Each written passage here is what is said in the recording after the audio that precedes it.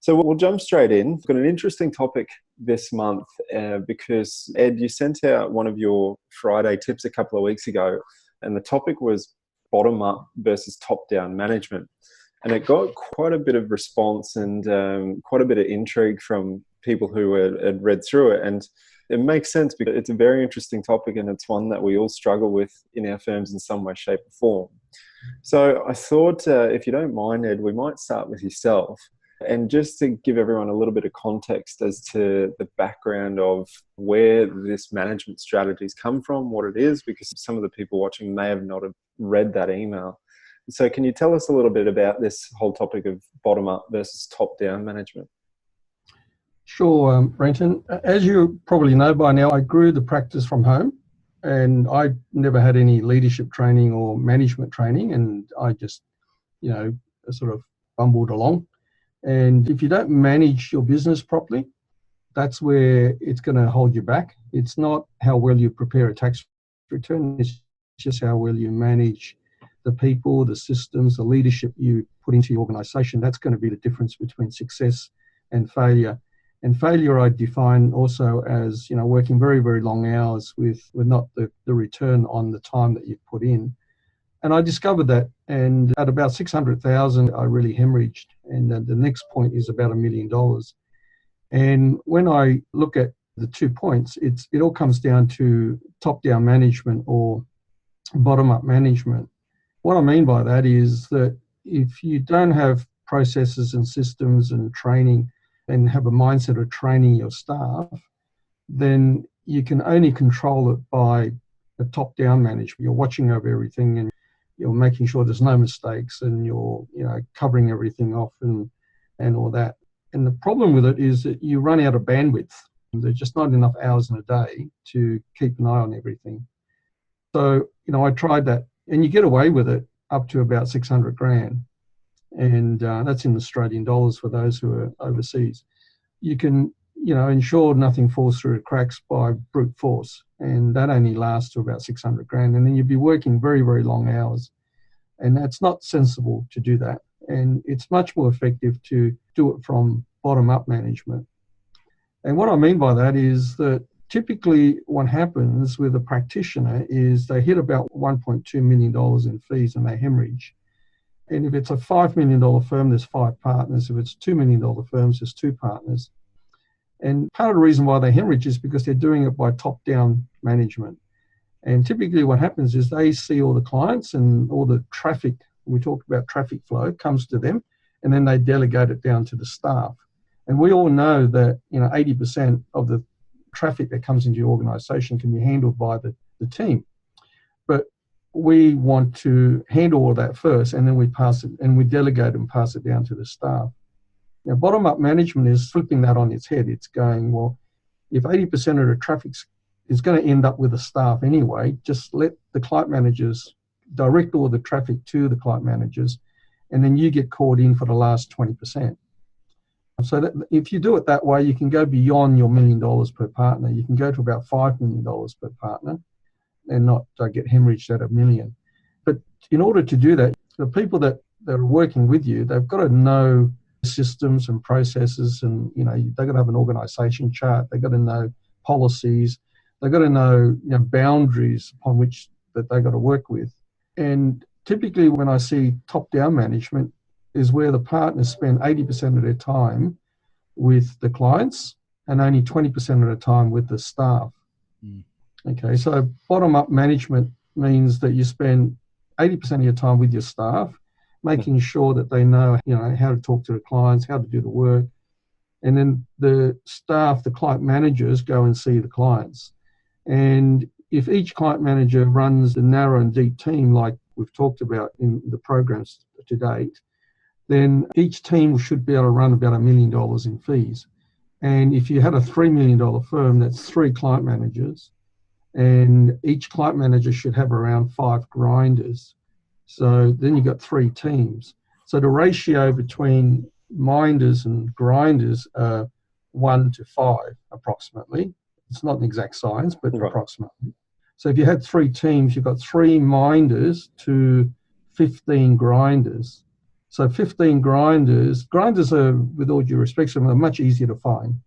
Okay, so you can outsource it. Most accountants that come out of uni, more than 80% of them are grinders. Mm-hmm. But the minders, the managers, are the ones that are really hard to find. But if you have a practice that's got 3 managers to 15 grinders, then all of a sudden that problem that you have of recruiting staff, I always get firms say to me, "Oh, it's really hard to find staff." It's because they've got their team structure very shallow and wide, meaning that they're looking for this person who is really quick doing the work, makes no mistakes, got great interpersonal skills, can talk, and you can't find a superstar. And if you do, they're very expensive. And then if you've got a team full of those people, and if one leaves, then you've got lots of trouble. But if you've got a team that's made out of 5 who are grinders, 1 who are minders, then that ratio allows you to not only makes it easier to find staff, but you keep them in their flow and they're happier and they stay a lot longer. So it removes the churn in the staff because they're doing what they enjoy doing. Because not all of us are minders or client managers. Not all of us have these great interpersonal skills and communication skills. Right. And then not all of us, like me, can do the work really quickly. I'm too slow when I try to do the work. So I shouldn't be doing the work. I should let somebody else do the work. But I've got really good interpersonal skills and I should stay in my flow. So if you set the whole thing up, then you can manage from bottom up. It manages it itself. Okay. So, my practice here in Pymble does close to 3 million. There's 3 client managers who run about $1 million each, and they run the practice. We pay them well, we treat them well, and we just spend time with those 3 client managers. And then we make sure that they're really, really good in what they do. And then they go and deal with the clients, and they bring the senior partner in for 20% of the time. And it works really well. And the traffic flow moves through the organisation really, really smoothly. So much so that, all work's done on time. Everyone's, at 5 o'clock, they've all gone home. Nobody works overtime and that kind of thing. It's Sounds only like a pretty good work picture to me. when you're not getting the work done that you should between 9 and 5. So you have to hang back and, put in the overtime. But if you organise your business with bottom-up management, then it should work by itself without you having to do it by brute force. That makes a whole lot of sense, Ed. Jamie, you've been living and breathing this with Ed for the last couple of years. So if you don't mind, I want you to take us back to before you started working more hands-on with Ed and kind of just sum up your experience as to how you were managing your team. Was it more so a top-down rather than bottom-up strategy, and where were you finding yourself as a result? Yeah, definitely top-down. It's as Ed said, I was looking after all the clients. So all the traffic in the firm would come to me. And once you get to 600,000 in fees, then you move towards $1 million. Unless you put, senior client managers in place and all the things that we talked about that achieve bottom-up management, then we'll start to hemorrhage. Hemorrhage can be in you can't service the clients or you work 100 hours a week. So Right. Something's got to give. And the game changer for me was getting the senior client managers in, and then also the assistant client managers, where you give them a portfolio of your C and D class clients.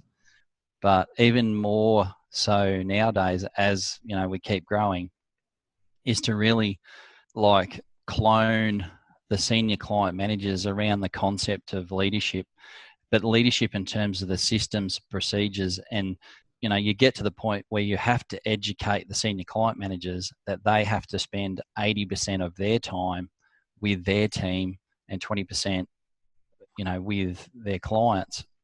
And so the challenge is with your senior client managers, everyone will have different personalities, but your role as the leader is to manage those personalities and remind them that, they're leaders in their own right. So, I was only talking about it with our guys at work and Ed, I think literally this week.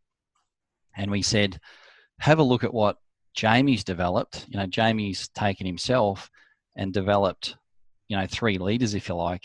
But then each one of those leaders in their own right need to develop that team, and that team needs to be close knit.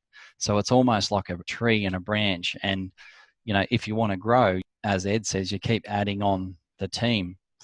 So, you know, your role once you sort of probably get to the CEO point is to really, really get in the trenches 20% of the time and remind the senior client managers that there's systems, there's procedures, there's policies that need to be followed, even in the 7 steps of moving clients to the cloud where you can, scheduling the work, collecting the information up front, just the basic things. Because what can happen is, and I think Ed's explained this before, you know, an aeroplane will fly along and it'll be on autopilot, but every now and then the autopilot sort of drifts off.